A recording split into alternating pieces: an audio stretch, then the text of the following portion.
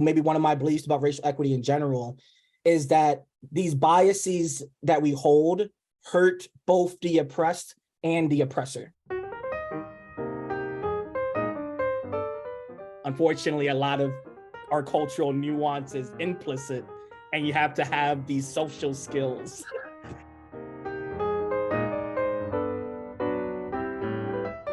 Social skills. Social skills, the soft skills, as they like to say.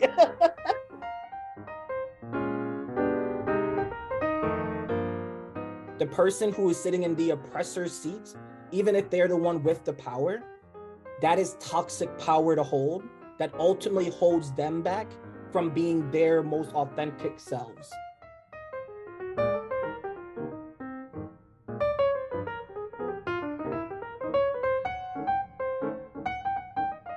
Brandon, welcome. Thank you for the welcome. It's great to chat with you both this morning, afternoon. Happy Friday. Yes. Friday. Where are you right now, Brandon? Where are you talking to us from? I'm actually in my childhood home back in Orlando, Florida. I've been back here for a little under a year now, but remote work has just opened up a lot of possibilities. And I'm just excited to be near family. It's been like almost like a decade since I left for college and been moving around a good bit. So I'm glad to kind of have this time to work remotely, do grad school, and also be around family. Yeah, I love that turquoise blue wall color behind you. It's funny. This was originally our like playroom. We've spent hours in here sitting on a couch playing video games, me and my two older brothers, for like the majority of our childhood. If we weren't at school or doing sports, we were in here playing video games of some sort. So Brandon, one of the reasons that I wanted to talk to you, we met in graduate school, and I think you and I connected pretty quickly. I think we took one of our earliest classes together, and I've always found your way of thinking to be refreshing. Don't always agree, but always fun. Mostly agree though, but it's a lot more fun. I certainly enjoy hanging out with people that at least we have some things that we can learn from each other in some way. So speaking of your childhood, I seem to remember one of the first things I see in our first conversations. I seem to remember that you were not born in Orlando, Florida, but you were born in Queens, New York. Is that true? Yes, I was born in Queens, New York, to a Jamaican immigrant family. And I say Jamaican immigrant because I know that the immigrant narrative is a big piece of who I am. And it shapes, I think, the amount of hope and optimism that I place on the future. And also just the amount of importance of agency, the ability that you can happen to life rather than let life happen to you, even though we have to be aware of like social systems and environments and like histories. But agency really is something that's really pivotal to who I am. Wow. Okay, one second. So first of all, I really bonded with you because I too was born in Queens, New York. So that's very exciting.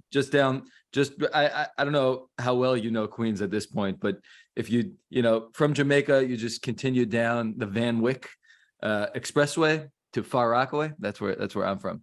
But I know Alma, your dad is an immigrant, obviously. Do you also kind of share that sense of optimism in some way that Brandon does? Can you relate in some way? Optimism and the immigrant story? Ooh. Yeah, definitely. I think that is a huge driver in at least I'll just speak to my father and kind of family immigrant story, right? Like the choice to stay here, to put down some roots in the US as opposed to Colombia, comes from a sense of like this optimism, of this positive, like here, my children, in his mind, right? My children could have access to opportunities and a future that would be harder to get because of the reality, and in this case of Colombia, especially in the 80s and 90s, right? So yeah, optimism, is definitely a big part of it. I really actually hadn't used that, Brandon, I hadn't used that framing, but it's there. It's a through line for sure. I'm glad that's something that we share. I think Mm. something that we also share, which is why I think me and Alma, you, and also with Tuli as well, I think you share this quality as well, that we built a friendship over, is the appreciation of difference and exploring other people's cultures and understanding how that shapes their truth, how they show up, and just letting people show up in their truth and cultural difference and know that they'll still be accepted and valued. I don't know. I just wanted to call that out as something I appreciate about the friendship amongst us friends here. Yeah.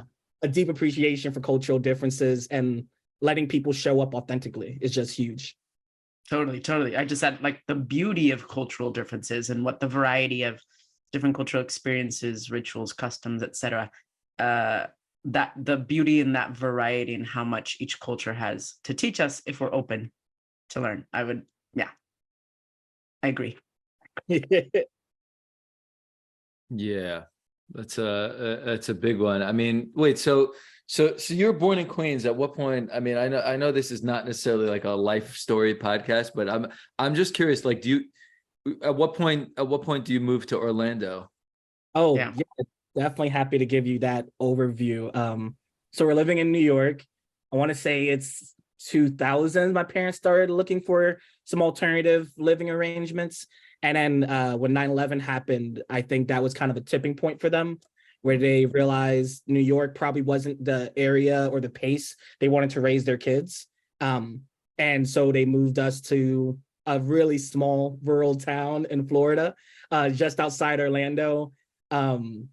It's called Oviedo. I mean, I'm very fond of it. I'm back here now. Very interesting place to grow up.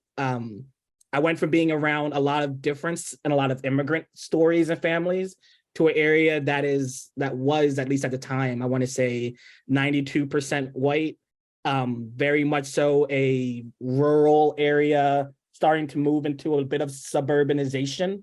And so it was in the early stages of like entering the metropolis that is now Orlando. Wow. Mini metropolis. Yeah, that's fascinating, especially because Queens is one of the most diverse places in the country. Right. I saw some statistics somewhere like more languages are spoken in the borough of Queens than almost anywhere else in Wow. in the US. It really is. And a lot of immigrants from lots of different places end up in Queens. Yeah. Very, very, very interesting. So you grew up in a town that's 92% white. Are you aware of this point like immediately? People told me before even going in. I mean, I'm always fascinated with how aware children around me at the age of 6 and 7 were aware of race. And like when I was leaving school in New York, one of my friends came up to me and was like, "Hey, Brandon, I'm gonna miss you.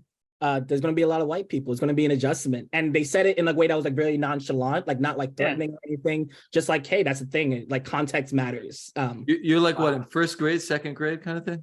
First grade going into second grade when I made the transition. And yeah, it was definitely a shift. I think my class, I became like the only Black person in many of my classes, especially as you move to middle school and high school, and they start tracking kids by like honors and AP classes, AP being advanced placement, so like college level classes you could take at a high school, and you just notice that the amount of diversity as you go through the classes just get less and less. And so I went through a lot of my grade school being like the only Black person in the class, or like one of the only Black people in the class. Right. And I'm gonna assume that you were in a lot of those honors classes and all that. I mean, listen, you went to Harvard, and I know you're very smart, but you must have also worked your, bottom off. And I'm sure you did. I mean, did you work really hard in high school? Like, what was? Yeah, I mean, I had pretty strict parents, which I am very blessed for. They had a very rigid household where we school came first. Like you came home and the first thing you did was get homework done. I was also like a 3 varsity sport athlete. I was part of like this first debate team and French club team at my school. I did some like math competitions for fun, just because I was like, my friends convinced me to go join them. Very active, very social. And also, yeah, I was honors student. I think I finished in the top 10 of my class. And then, as you mentioned, I was very, very fortunate to get a scholarship to go to Harvard, study sociology, psychology out there. And that kind of led me on my path that I am on now. Wait, I didn't want to, I know I keep on hogging the mic over here, so apologies. But one second, you got a scholarship to Harvard? Was it an academic scholarship? No, not academic. They do, once they accept you as a student, they do it based on financial need.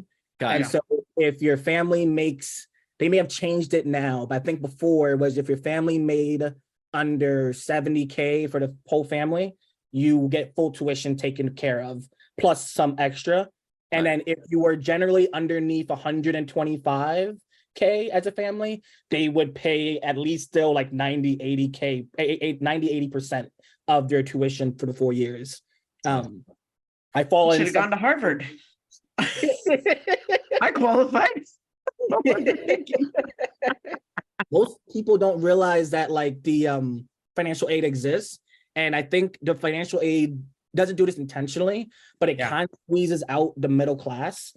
So if you make above 250K or more, then you don't get as much scholarship. You're still paying like a 60K a year to go there.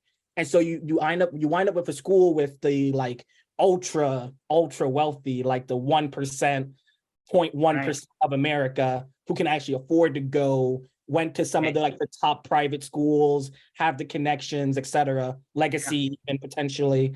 And then you have folks who are on like the low middle class, working class, down to poverty, who actually get those scholarships to then go. But we did I think me and my friends, we did like a back of the napkin calculation. At the time I was going, 60% of Harvard students in our class were on scholarships of some sort. So 60% were underneath 250K family or lower. But 40% were then kids who made above 250K. Sure. And like at the time, 250K or more represented like 1% of like the US population economically, if not less than 1%. Yep. So 40% of the students there were in that category, which is that's big. The economic disparity was something that I definitely was very aware of from like the moment I entered school, and like never really left. It was like this big shock. I'm like, whoa, there's a big difference in how we live lives and how we like are raised, given like where we come from economically. Wow. So I'm curious. Now that you share more details about your childhood and like the strict family life and like all the things you achieved in high school, I'm laughing because that was very much my experience as well, and the lists of all the blah blah blah. And but what I'm interested in is like, Brandon, when did you? Okay, I know that your parents obviously instilled in you like education at first, but did you yourself decide like on Harvard or Ivy League kind of path and at this, and you said you studied sociology and psychology, so like when did you even start to get interested in that? I'm just trying to picture 14, 15, 16-year-old Brandon in 92% white football player, little town football player in rural Florida. So could you give us a little bit more like where, because we know that now you're working in organizational culture change among other things. When do you see that thread start to appear? High school years and stuff. I would start off with debate. I think debate was very informative out of all the things I did in high school. It taught me how to think and how to consider both sides of the argument, if not all sides of the argument. Because when you went to the debate tournaments, you had to be prepared to argue for or against. And so I think I was through that training early on, just really wanted to understand how different people and their different perspectives, what was the rationale behind it? And how did we bring that rationale together to make meaning? I think Trayvon Martin's murder also was pretty influential. I think when I was thinking about going to college, I was originally thinking about going into pre-law. I think through that case, I realized that law is subject to context, is subject to biases that people may have, culture that may exist. Because I was definitely, I was, as a child, I remember when that incident happened, there was a lot of ambiguity. There's a lot of facts that weren't known. Yeah. How old were you? How old I were you when that was happened? To give us some context. 16, 17. So I was like wrapping up the ends of high school. And I remember that there was a lot of ambiguity in the case, but it felt like within the context I was in, the immediate next question that came was, well, what kind of child was he? Was he a troublesome child? Did he deserve to be killed? Was the question of line versus what happened? Why was someone following him in a neighborhood? There's all these other lines of questionings that could have came out. Yeah. But within that context, the line of question that came out was questioning his school record and his deservedness of life. And we fortunately in our debate class was going to have the Rollins debate team, which is this local college, and then this other university from the UK come debate the actual case and show us what it's like to debate it at a collegiate level. And our school shut it down. They were like, we are not going to do that. And I think that's when I realized, oh, like understanding different perspectives really matters. But if you are stuck within a context, you may not be able to access those different perspectives. And I think there's definitely thread lines of that into then studying sociology as an alternative from being more pre-law or government oriented, because sociology just opens up a lot of subjectivity. Context really matters, culture creation, how you produce culture, Bourdieu, like there's so much there for us to dive into and nerd out about if we want to, but won't go too deep. Just I'll drop Pierre Bourdieu and culture production as like a two takeaways for like listeners if they want to go read further. And I think what got me into my current work, the thread line that I'll carry through to the current work, because probably many, is there's many different strategies that people can come up with.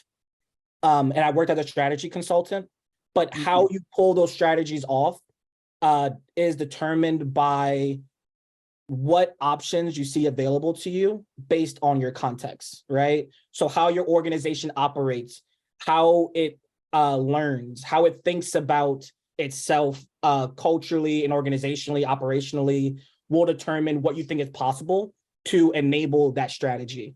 And I realized that as a strategy consultant, I could come up with a bunch of amazing strategies, but unless I contextualized it within the organization itself in some way, then it was always going to be unattainable or something that was viewed as unattainable. And that's why a lot of strategy decks that consultants come up with kind of just end up on the bookshelf. It's a great idea, but can we pull it off? And so that's what got me into this work, I think. And the through line through all that, I think, is just considering the alternative. Just consideration as a general concept became very important to me, and being aware of context that people are existing within. Yeah. Let's just go back for a second to Trayvon Martin. So that happens, right? Trayvon Martin's shot in 2012. You're 16 years old, or somewhere around there, 16, 17 years old. And so what are you, like a junior in high school? Maybe? Junior in high school. Yeah, junior in high school. So what like can you say a little bit more about like what changes for you, like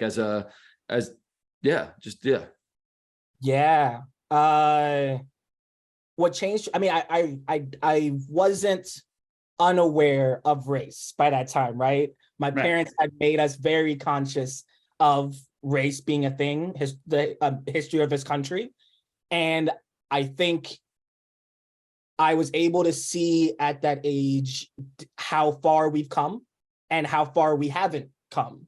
the lack thereof of progress, and how racism and bias and stereotypes that exist continue to perpetuate in the narratives that we hold and beliefs that we have, and how that shapes how we then have a perspective on an incident.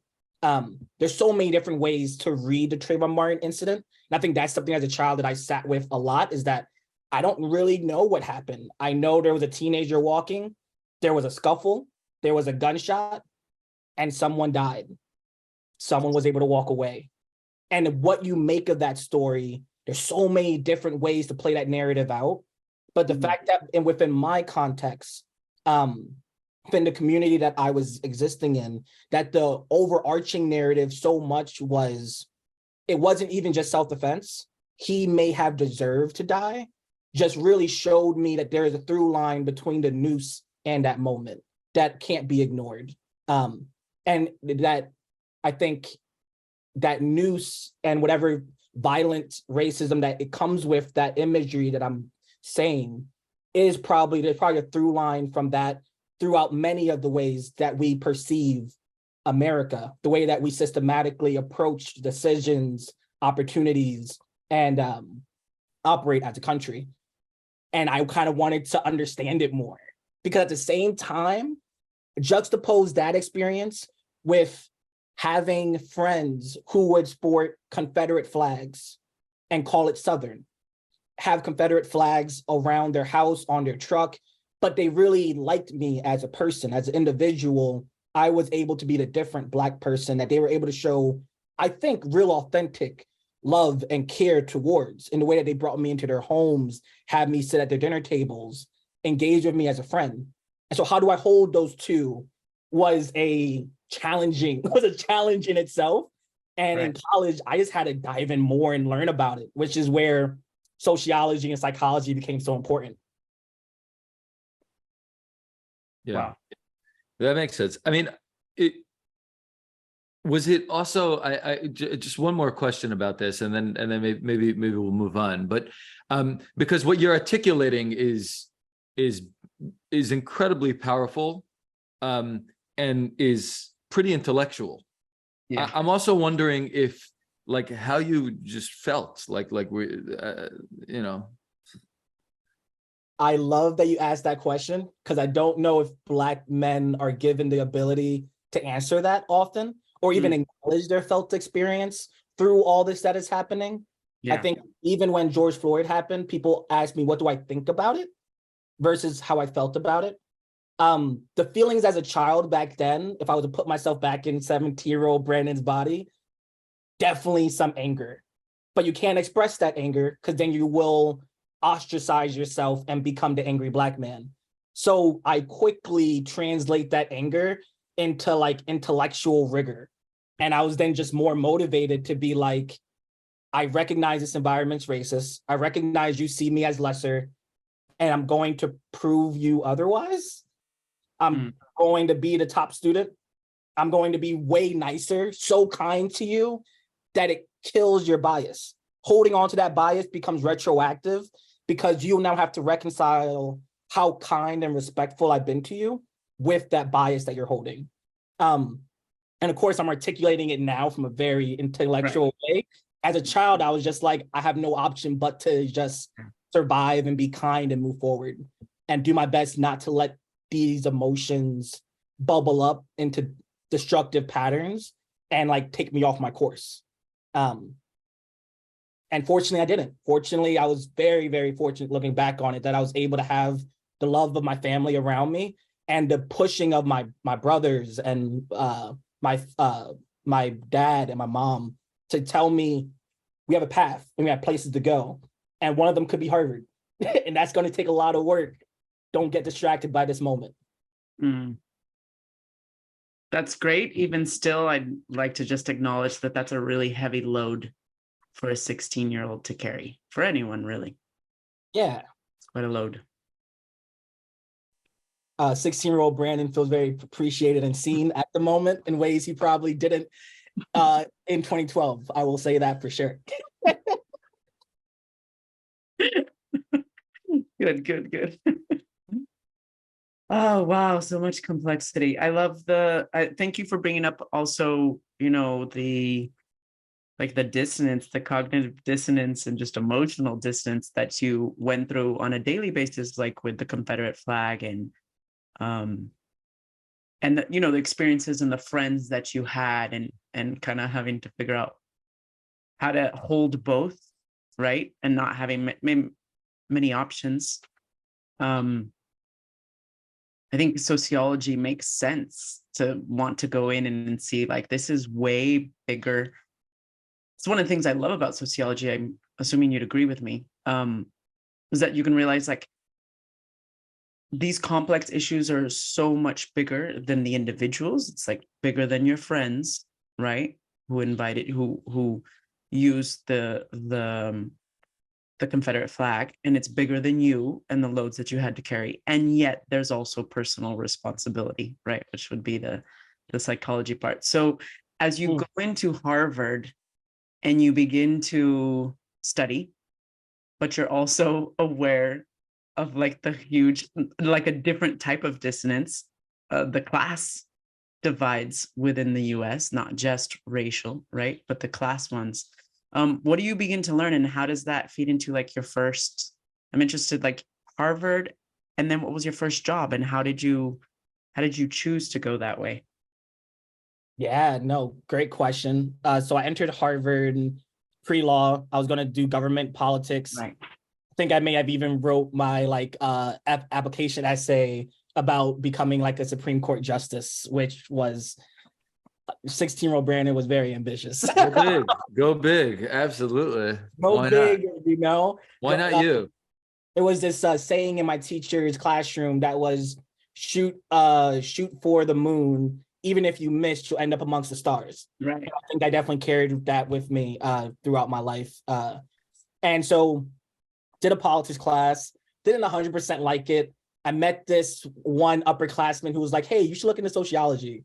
I don't know, you probably never heard of it before, but just take this one class. And I took social inequality, which walked through how inequity shows up from race, class, and gender perspectives. Yeah. I remember reading this one book, American Apartheid, and it blew my mind. The concept that we have systematically created ghettos, systematically created class, and the overlap between race and class in this country was just fascinating. And I was like, I need to learn more. At the same time, I was doing this grad seminar as like a freshman. I was like one of the youngest students in it with Jim Sedanius.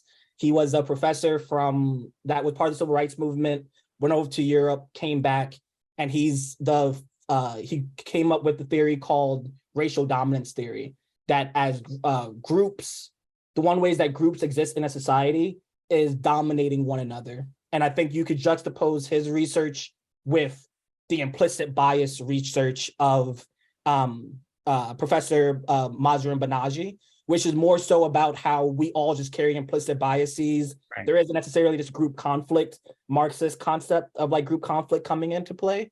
But that was also very insightful, the different ways that you could view racism through the lens of psychology.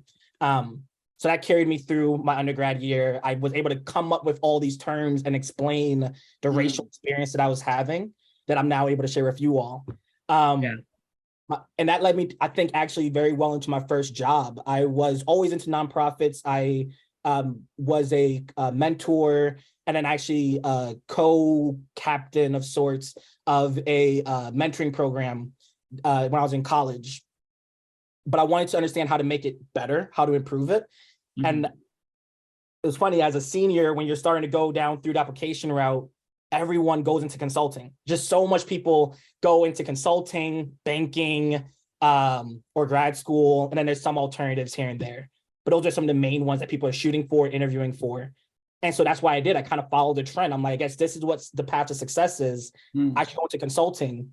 And in the middle of one of my consulting interviews, the guy was like, you seem like a nonprofit, social impact kind of guy. Have you ever heard of Bridgespan? And I was just like, what? He's like, yeah, they do our consulting work, but for nonprofits and philanthropists.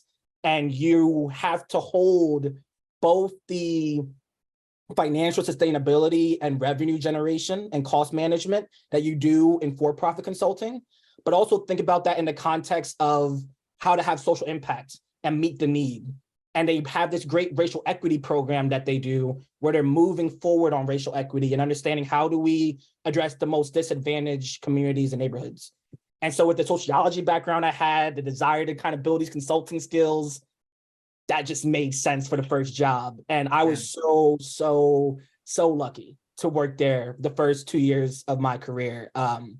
Met some great people, did some great work, met some great clients. And yeah, I just look very, very fondly. I smile whenever I even say their name, to be honest.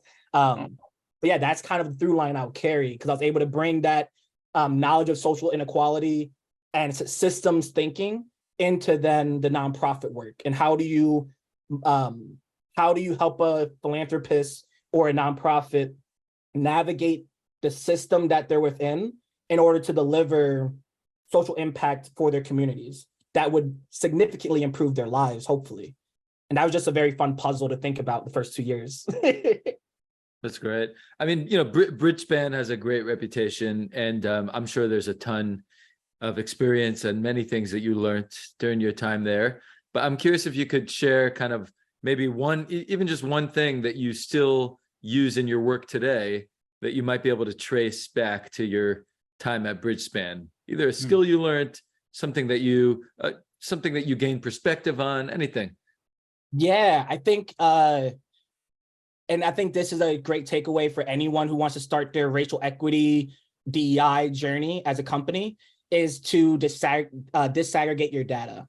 Are you looking at data based on the different racial, class, gender groups that people, or identities in general that people are carrying into their work or into your space, either as an employee, as a stakeholder, or as an end stakeholder, like a customer, or in nonprofit case, an end user? And are you looking at it with the historical context of what that group has gone through, or how the world impacts that group?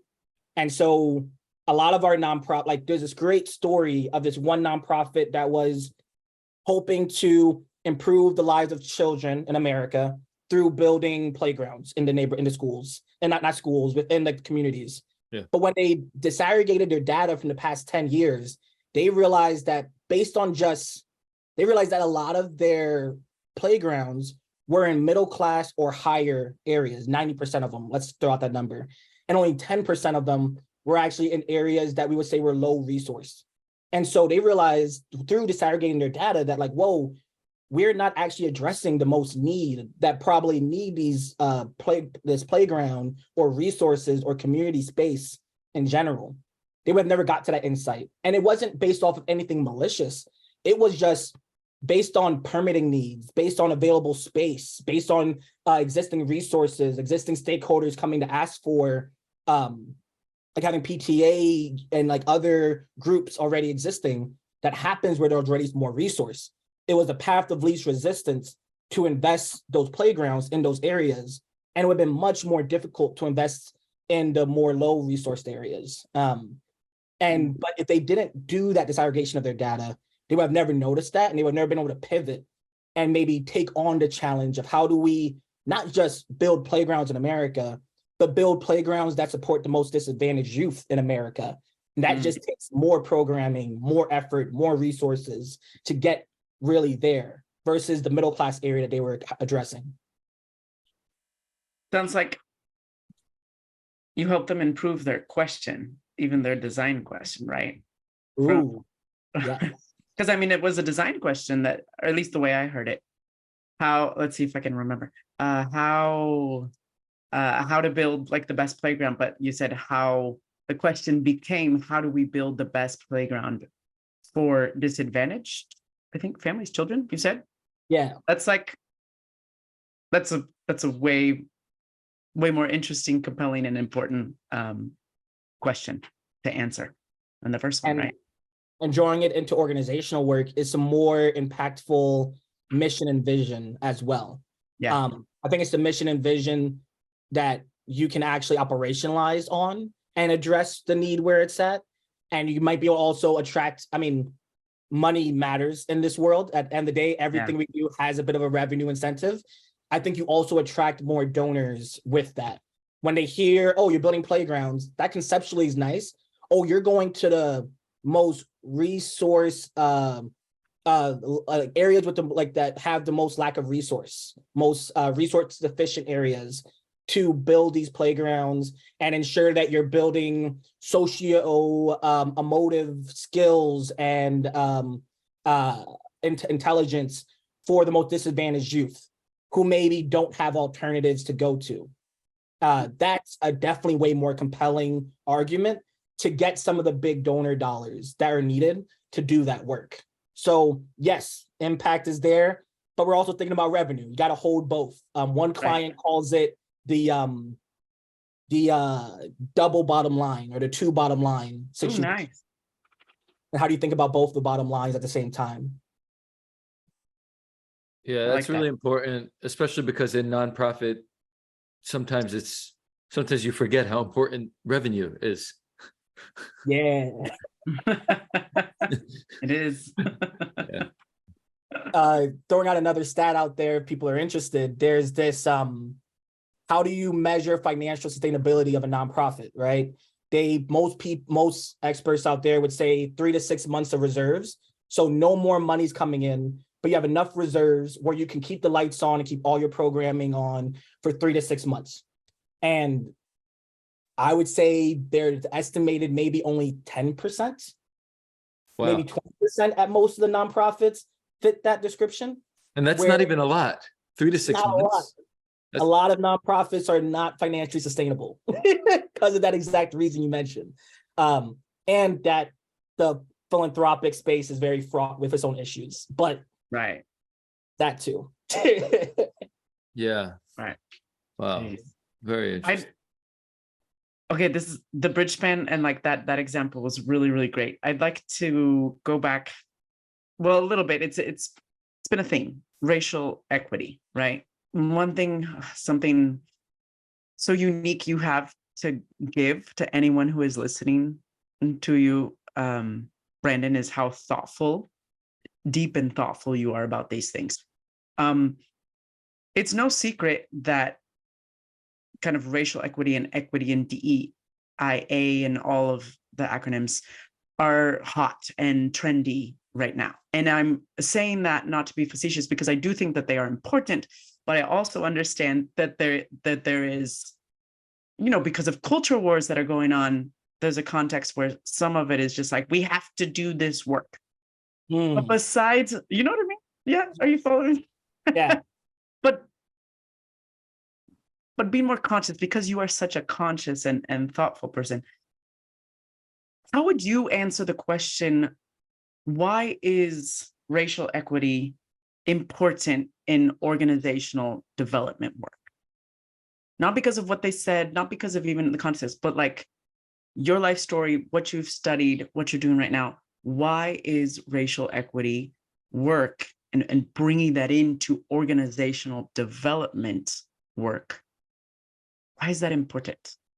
Yeah. I love. I know it's a huge question. No, Sorry. It's a great question.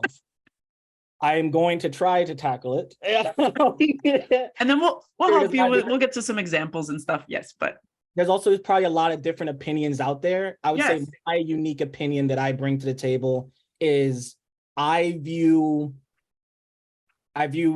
that diversity is a given in our growing society. Okay. Diversity is actually the increasingness of diversity is a constant in our society that we're going to have to navigate somehow. The world is not becoming less diverse. The world is actively becoming more diverse. And so with diversity, and especially racial diversity, being a constant in our world, gender diversity as well, all these different diversities, we have to find a way to be inclusive of that so that we get the benefit of all of the perspective, cultural, and I would say even unique intelligence, unique sacred knowledge that exists amongst all of our different cultures. and all of our different lived experiences, so that we're Mhm. able to take on some of these really big, complex issues facing society. Right. One perspective and is not going to be enough to address the issues of climate change, to address the nuances of nationalism, to address the rise of totalitarianism and dictatorship around the world. Like, there are just some massive, complicated issues, not to even mention AI disruption, like that are going to, these massive disruptions are going to impact our lived experiences. And Right. unless we bring people to the table who have different lived experiences and allow them to have input, and if not decision-making power, into how we're addressing these issues, we are going to create a whole lot of harm. Okay. Maybe unintentionally, and I emphasize maybe, but we are going to leave some people out of the consideration.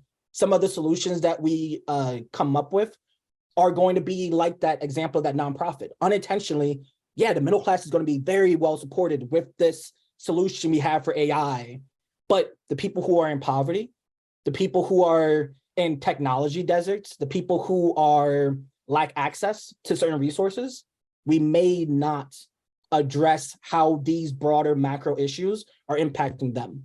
And so if we want to really come up with robust, innovative ideas, we have to bring as many perspectives to the table as possible. And that's not easy. No.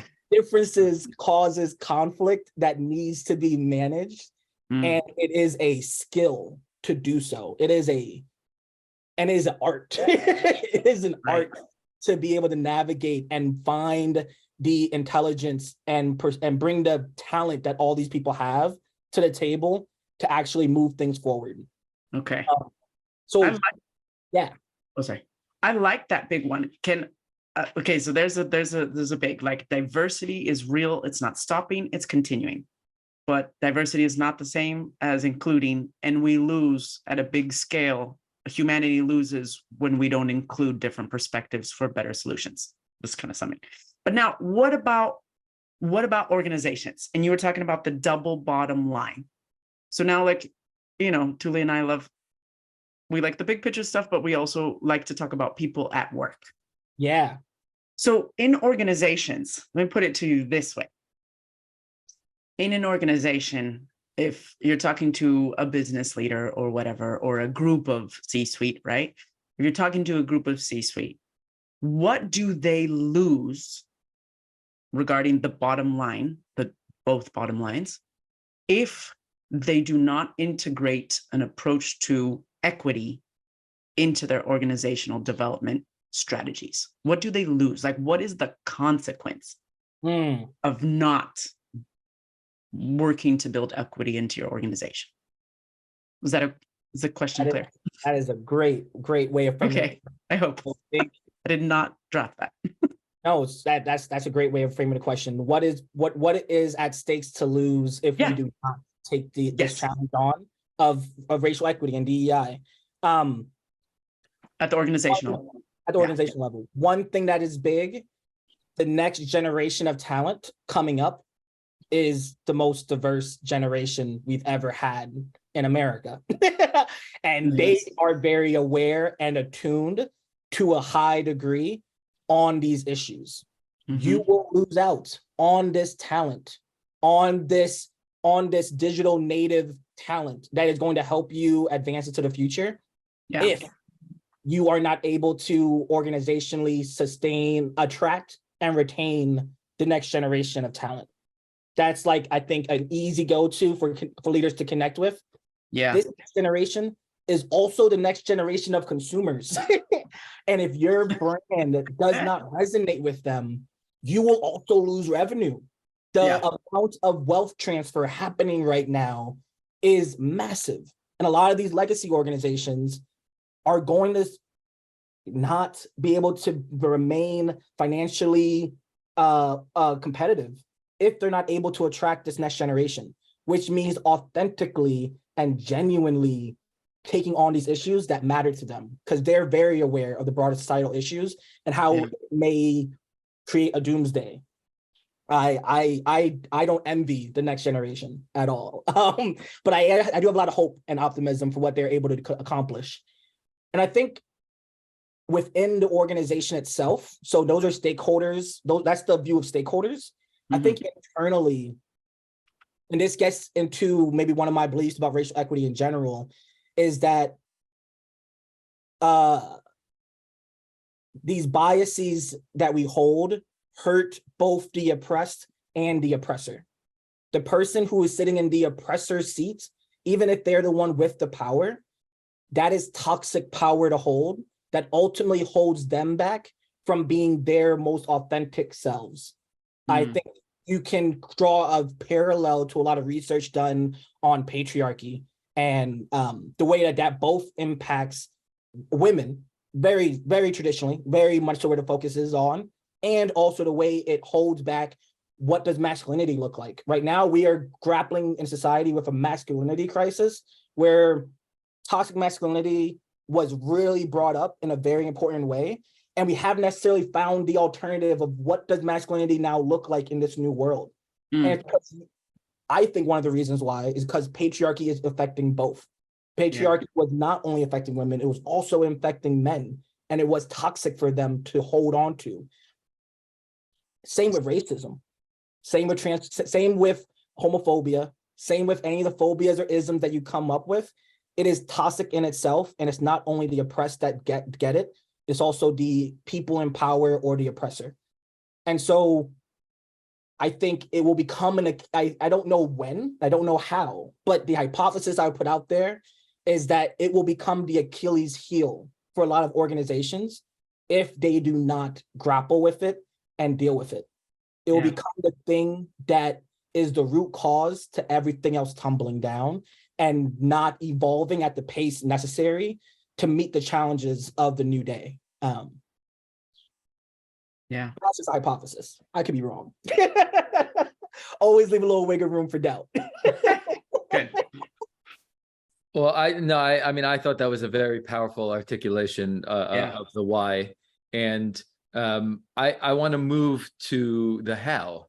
So how do we do, how do we do good DEI work in organizations? And that's a very broad question. And I want to challenge you a little bit because I think it's very easy to point to many, many organizations that don't do this well. I mean, probably most, but I wonder if you can share an example of an organization that you've seen that does diversity, equity, and inclusion work really well. And how did they do it? And by the way, if the answer is you can't, then you can't. So that's okay.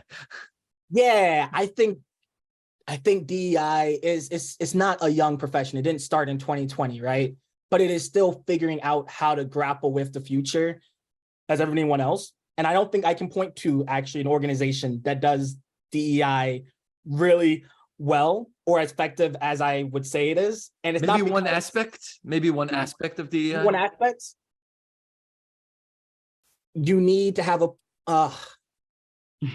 I can't come up with any examples personally, because the thing and the criteria that I have in my head that would have me say thumbs up, you need to have a diverse leadership that reflects the diversity of your stakeholders. And that's like one of the top criteria that I would have, or at least have a plan of how to get there. Okay. Most organizations have not developed that pipeline. A lot of diversity exists at the junior level, but as you go towards the top where decision-making is happening, and it's just not, the diversity just not there. And it's tough. DEI work, I find tough. I mean, I've been in this space for a couple of years now, and I definitely find it to be a challenge. I think the levers that we have available to us as organizational leaders is the culture broadly, and the way that we manage. And there's a culture broadly, and then what's influencing the culture is how we manage the processes that we use and how we engage with one another, and the ways that we structure the roles within the organization. I think you fundamentally need to change a lot of those things, because a lot of the roles that we have are still kind of based on the conveyor belt method, which just does not translate well to knowledge or technology or high-skilled labor work. Just doesn't. There's not enough decision-making power, autonomy, or an enabled creativity and adaptability within the way that we design roles today to adjust to a rapidly changing environment and to bring your own unique talents to the table. Our management styles are not healthy. People are less engaged than ever before. The great resignation was a whole phenomenon. Quiet quitting is now a whole phenomenon. Loud quitting is now a whole phenomenon. But I think throughout all those things, people just aren't feeling engaged or connected or identifying with their work. And when you look at retention rates, a lot of it comes down to how you experience your manager. And there's just not a lot of good or great managers out there. Because that's not necessarily a skill, right? You do good as an individual contributor, and then you get promoted to be a manager, and you get some skills and some training along the way, but you weren't a great manager and then got promoted to become a great manager, right? You were just great at doing your job. And then, so yeah, I would look at those as some areas that need to be drastically addressed in order for us to enable an individual with all the talent that they have to come to the table and bring it in ways that we couldn't have articulated in a job description, to take on challenges that weren't already written down in a job description, because work is constantly changing. We can't just put a square peg in a square hole and hope that it's going to work out. We just gotta do more. Though in those two places, I would at least start. Well, 3: leadership, broad management, and then role design, I think is really critical for how you start.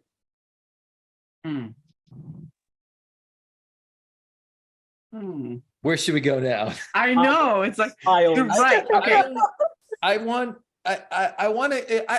feel like I still need to push you on this a little bit, because there has to be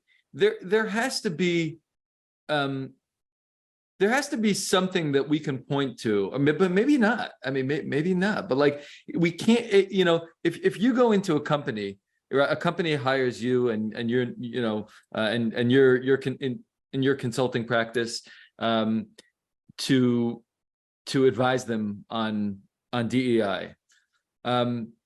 Is there no part where you could say, hey, look at company X, look at what they've done? I don't know, they have a mentorship program, and I don't know if that's triggering, because that's like the classic, right? Or whatever. Or they have something that seems to be working in some way. Yes, like, you're right, but we also need some hope, Brandon. Yeah. Give us hope. I know it's not your job, but we want it. No, there's definitely tangible examples out there. I think the part that I struggle with is, do you place the hope on the process or the outcome?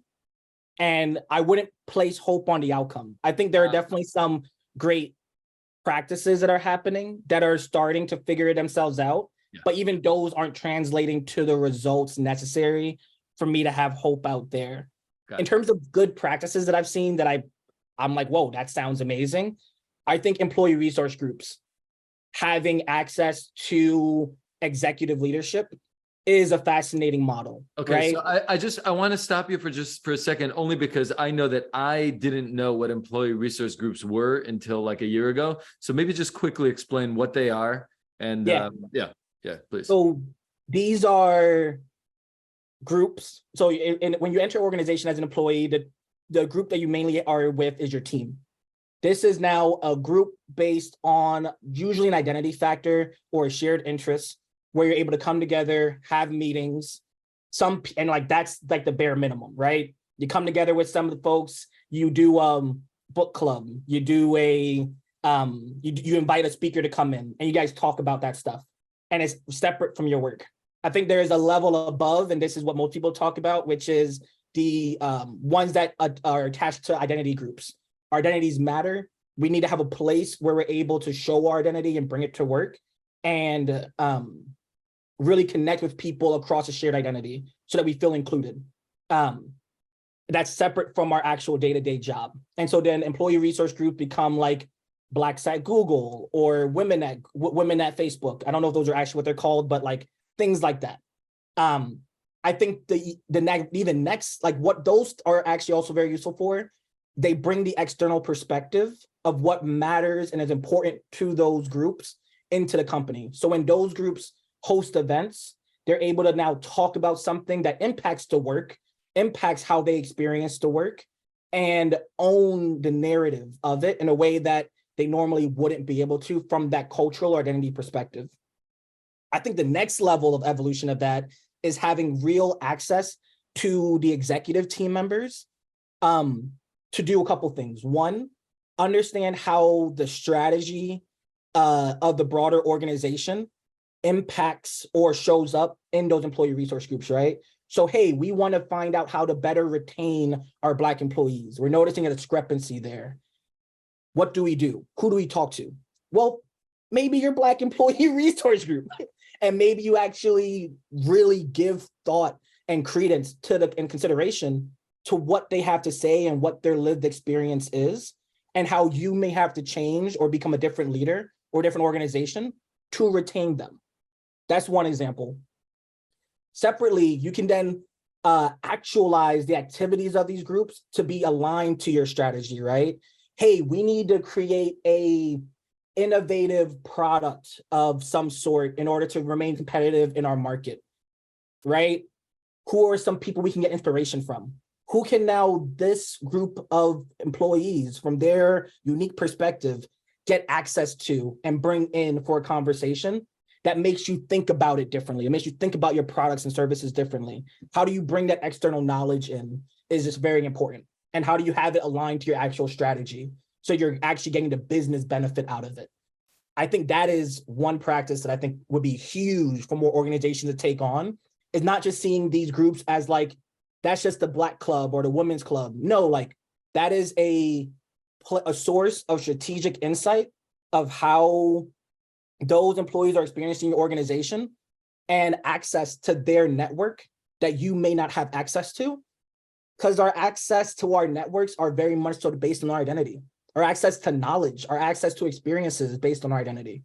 And so how do you use that as a strategic source of information to benefit how you approach the world, how you approach your business?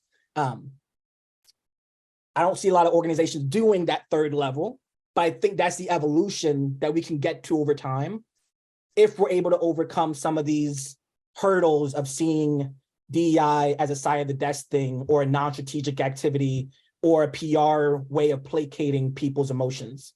We need to overcome some of those, I think, narratives right now that exist in the space. Did I bring hope a little bit? Absolutely.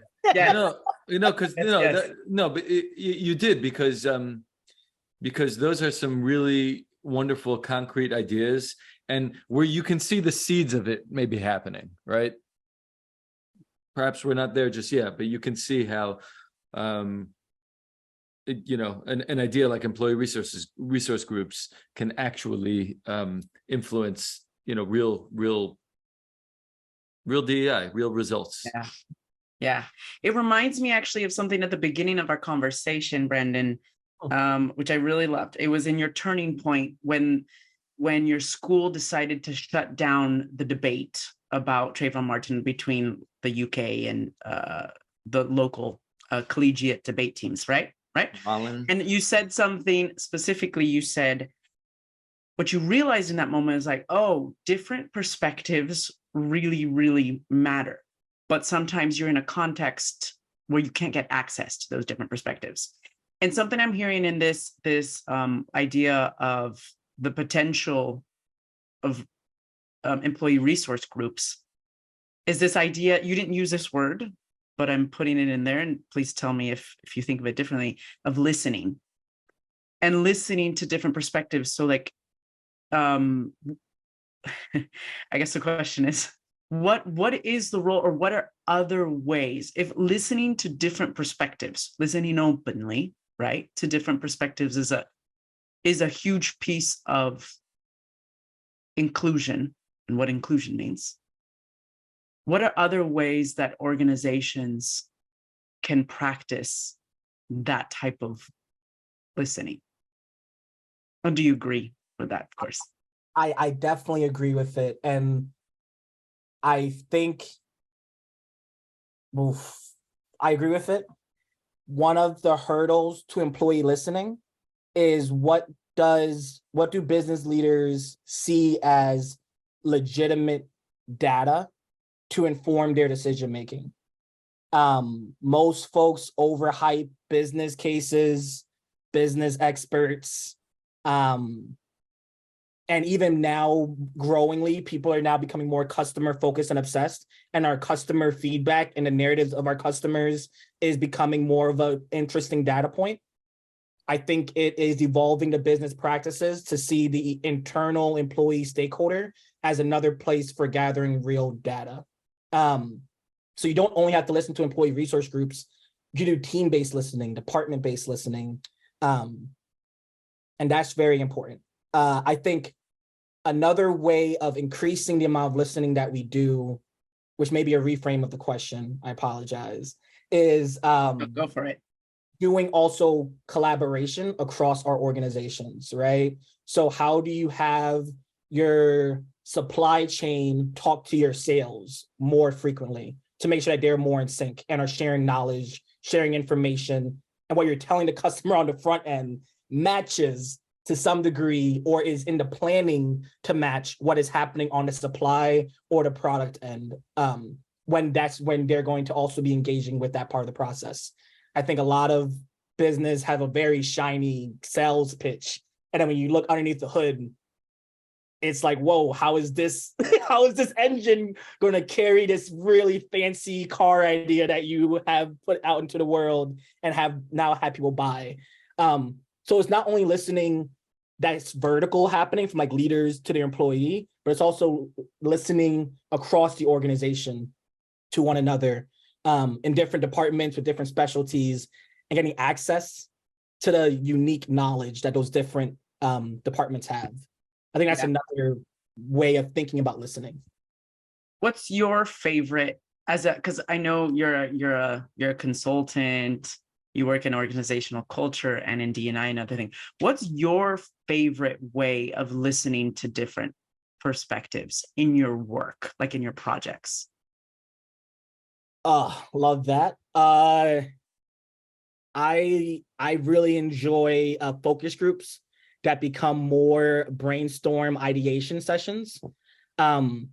So part of the process that I would do on a cultural discovery, diagnosing someone's culture, figuring out what's the implicit, making it explicit, is interviewing, for sure. Interviewing employees, interview the leaders, understand how they talk about the values and the norms and their experiences. But then taking that, the way that people talk about it, and really getting people in a focus group to then share stories. So asking folks, hey, walk me through how you deliver for a customer. A case like whether you're in a restaurant or you're a technology company, an order comes in, what happens next? And hearing the nuance that people can speak to their role in the delivery process is fascinating. Hearing oh, sorry, go ahead. Oh, I'm sorry. Please finish. I didn't mean to interrupt. Hearing the shared experiences across employees as well as the differences, and are those shared steps, expectations, perspectives reflective of culture? I think so. And are those differences also reflective of culture? Sometimes, because there's the idea that culture is, you could look at culture in three different ways. There's a dominant, single, unified culture. There's subcultures kind of underneath it. Or this is probably the third group, a little more radical. Culture is actually this multifaceted entity that, depending on the context you put that culture in, different aspects of it become more important. And I definitely find myself in that bottom camp. So in the focus group, we don't only ask by asking about the delivery context, you're now provoking what is culturally relevant in this space, versus maybe if you ask about how do you decide to bring on a new employee, how do you go about finding a new VP, a new director, what becomes culturally relevant may look different for a leadership transition than for delivering for your customer. And how do you hold all that nuance as part of the employee experience is fascinating to me. Yeah. Yeah, that's great. So I just want to follow up and ask if you can share a story of, yeah, and feel free to change details as needed, but of a focus group that you ran where you heard kind of certain stories from employees or certain things that actually taught you some of these elements of culture that you just described, some of these nuances. Yeah, for sure. One that comes to mind was this focus group early on in my career. We did with this biotechnology company, very, very big brand. And we were talking about the different employee services and programs that are kind of being given to the employees. And the company wanted to ask the question of, how do we retain our employees more? If we're doing all these programs, which one of these programs are actually effective? Why are they effective? And how, and like, what is that reflecting, right? Like, where do we need to lean in? What do people actually want from us? How do they want to engage with these programs? Pretty broad question, but ultimately becomes a retention strategy, which is part of a broader cultural strategy. And when we asked employees about the programs, they were like, oh yeah, we love this thing. You guys have a bus that will transport us to work, right? And how that shows up in someone's lived experience is that bus allows me to now drive my kid to school near the station. I don't have to continue driving all the way 20 miles to wherever. I can now just take this bus. There's a convenience narrative that is there, right? But now you look at a different program, events, development opportunities, training opportunities, and it was attractive that I could get a break from my job, but I needed permission from my manager to even go to any of those events, right? There's a bit of a gatekeeper aspect happening.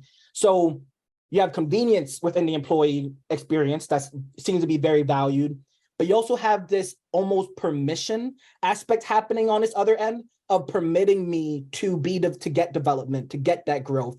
And the folks who were permitted, they had great managerial relationships. They felt as if their manager supported their autonomy. The other ones, not so much. You ask them about how they look at the company, and that idea of autonomy, independent growth, learning wasn't there. And the difference was that gatekeeping. And you would have never known that was happening. The SVP that we were working with, she's like, managers aren't allowing employees to go to company sponsored events. I know we're busy, but we're never that busy.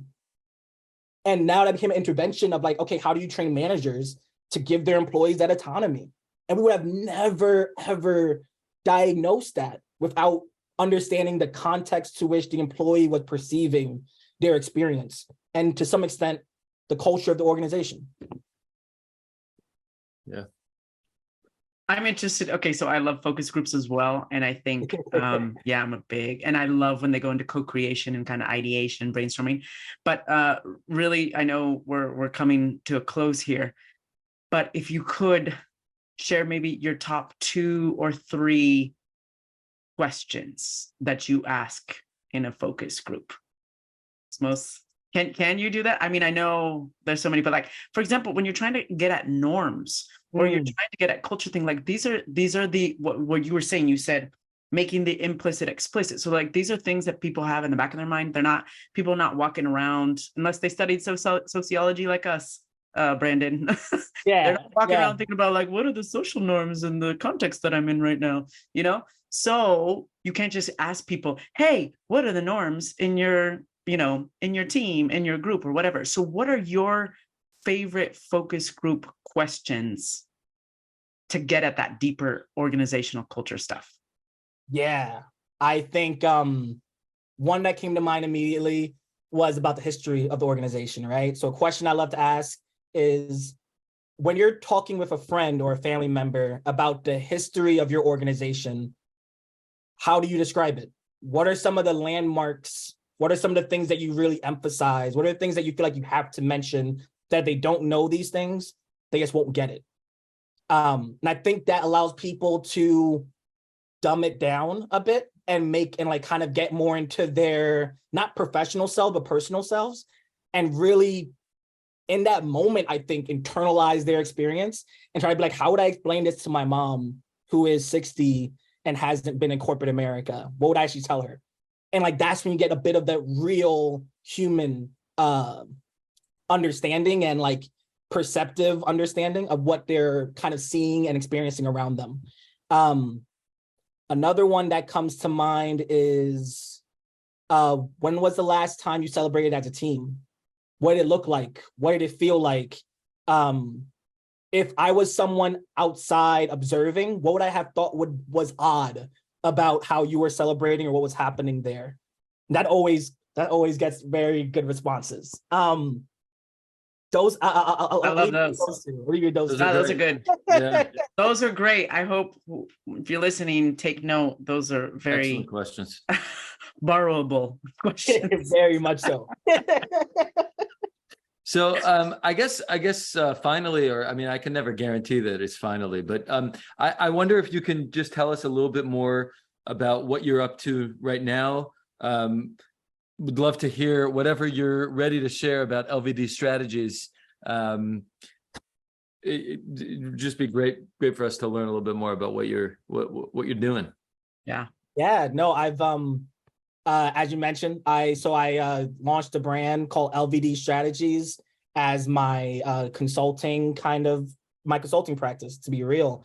And it's a culture consulting practice. It is what we're trying to do is, I think, threefold. One, bring a behavioral model to the idea of culture. How does your culture translate into the behaviors, actions, decisions that are happening on a day-to-day basis? Because, and then for the second part, make it strategic. Strategic alignment is something we talked about already, but how can we make sure that the critical behaviors that you're able to now measure, because you know what those critical behaviors are happening across your organization, is strategically aligned to the actual outcomes that you need, right? How can we not just make this culture this ephemeral or like hard to describe thing? I was like tip of the tongue experience of saying, what is your culture? To making it very tangible of like, oh, our culture is these three behaviors. That's going to enable this part of our strategy that we really need to have happen. How do you get to that point of articulating it with that ease as a leader? And then the third aspect I think we talked about is like the lived experience of employees, right?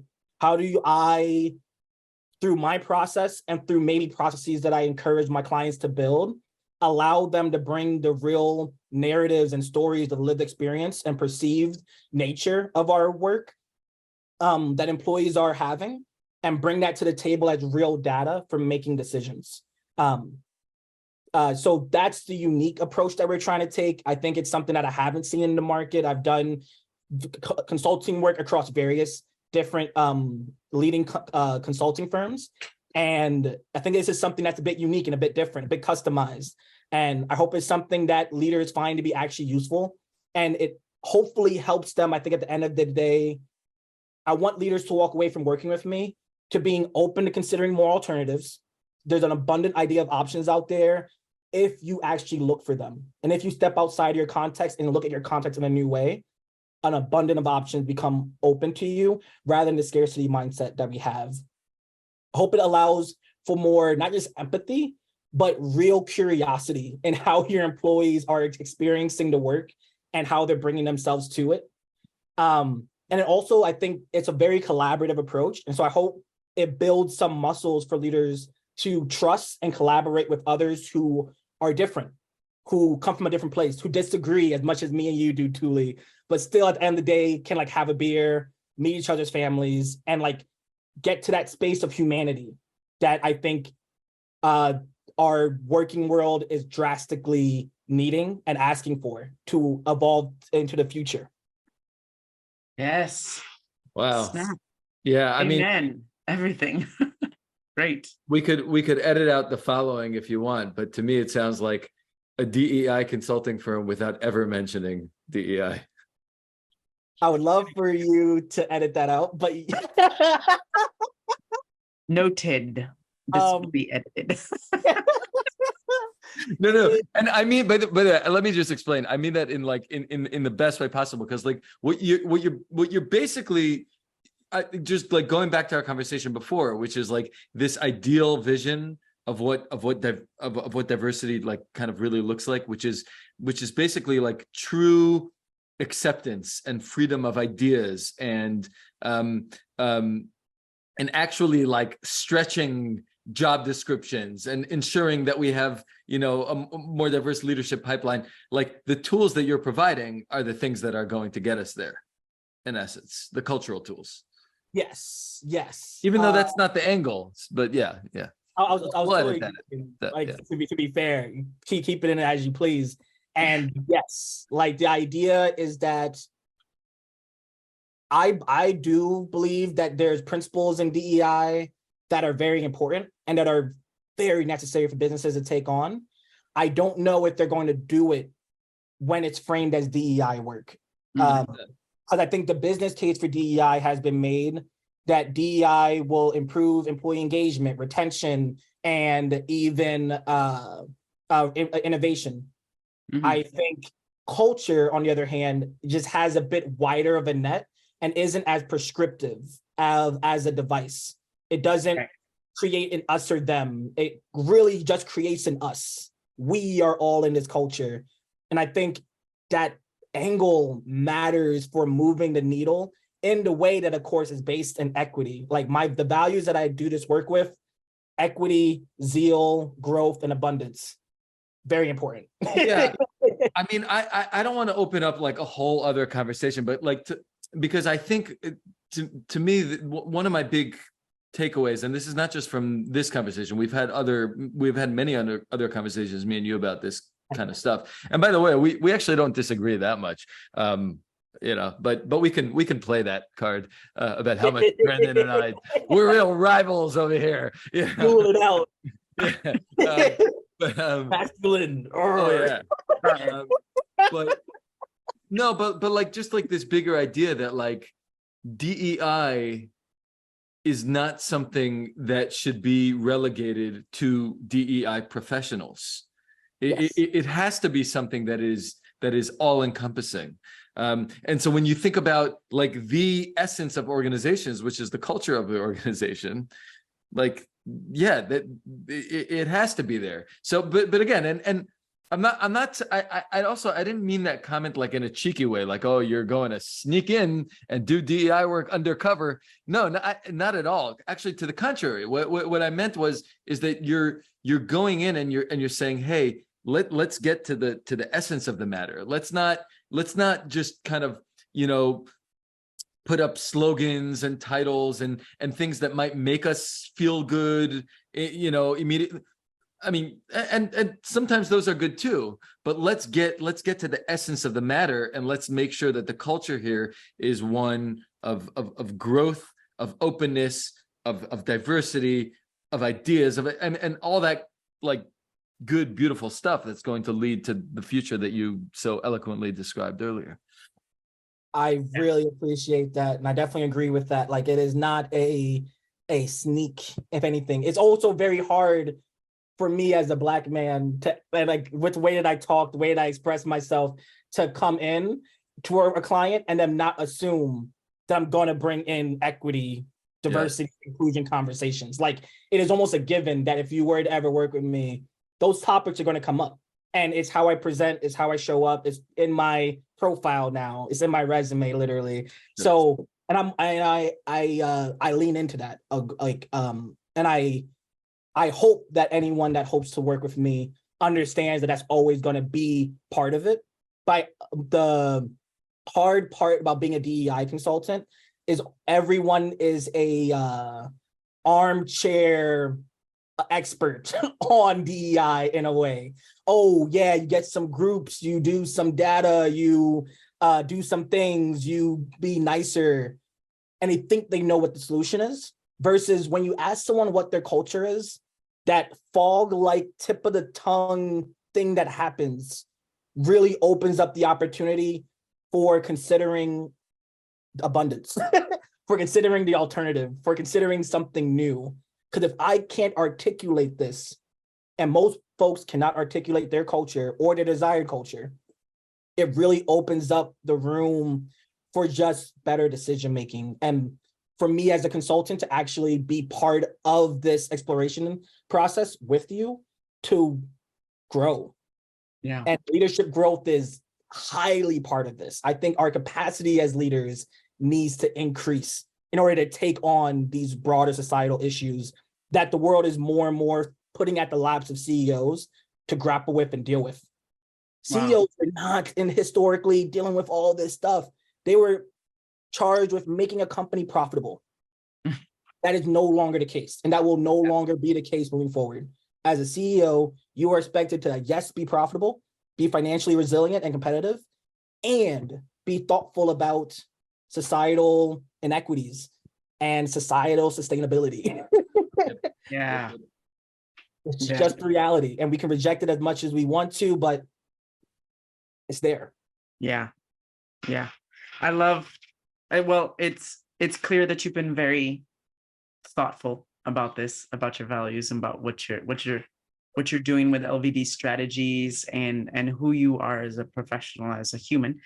I love the creating us cultures where everyone can say it's us, not we, not them, not blah, blah, blah, but really like us cultures. I'll take that. But I'm wondering, Tuli, can we go into some rapid fire questions? If you have them, go. I have some. Of course. All right. I mean, also Brandon. I mean, we've like kept you like. Are you like 800 years? Oh, please! This Yeah, is the best. I was looking forward to this for months. amazing? So were we. I love talking with you both. So flattering. So flattering. All right, Brandon, you ready to tell the truth, the whole truth, and nothing but the truth? Uh-oh. Free law. So help me, the God of the podcast. Okay. Your favorite video game? Assassin's Creed, especially the European ones. I'm a big art history buff. Nice. Your top artist on Spotify this summer? Coda the Friend, most likely is like topping the charts above everybody.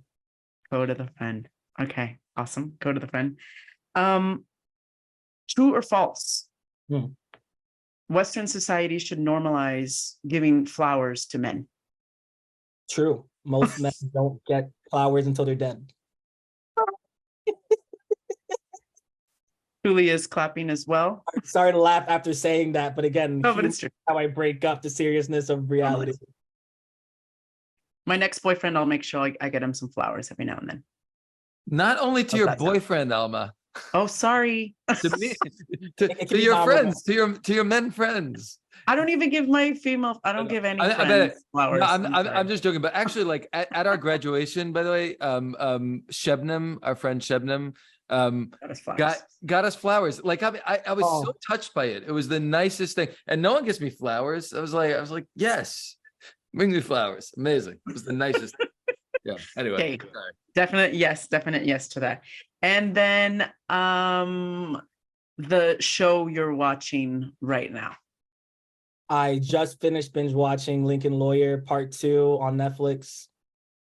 Did not disappoint. What do you think? I'm very happy about it. I'm also a bit of an anime guy, so I'm actively binging One Piece at the moment. Pirate Adventure, great story. Everyone should watch it. All right, awesome. And last one. Who is Colombia in Women's World Cup playing against this Tuesday? Is it Jamaica? Yes. Oh, very good. That is very exciting. I'll be calling you after. I'll be calling you after, one way or the other. It's at 3 a.m. So call me a few hours later. Yes, or before. And I'll just make sure that you're up for watching it. The night before. Alma, do you DVR those games and like not know the score or no? No, I've got Peacock, so there's the highlights, and then you can go into YouTube afterwards. But like 3 a.m, come on. Anyways, It's a lot. maybe. My household right now, I mean, as you can imagine, we're very tuned in to the reggae girls doing their thing. They have not disappointed, and we're very supportive. What do you think? Do they have you seen Colombia play? You think Jamaica has a shot? I haven't watched Colombia play yet. I've seen the reggae girls, and they've been putting on quite the show. Hope they bring it. Oh, it should be a match. I'm gonna start some rivalry this weekend on Instagram and send you some amazing reels of the Colombian team.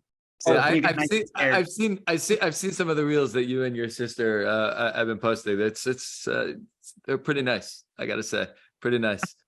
I mean, competition is a great thing. It's not something for us to shy away from. Oh yeah, I'm here for it. Makes us better. Yeah, absolutely. All right, thank you so much, Brandon. Thank you. I really appreciate time with you both, and beautiful questions, a beautiful time, beautiful people. Yeah, thanks so much, Brandon. I'm sure that, look, there's a ton we didn't get to. I hope that one day we get to not just one day, but in the future soon we get to do a part 2 with you. And thanks so much for sharing your wisdom, your knowledge, and your perspective. It's great and appreciated. Really, thank you. Thank you for having me. Wish you both well. All right, let's stop recording.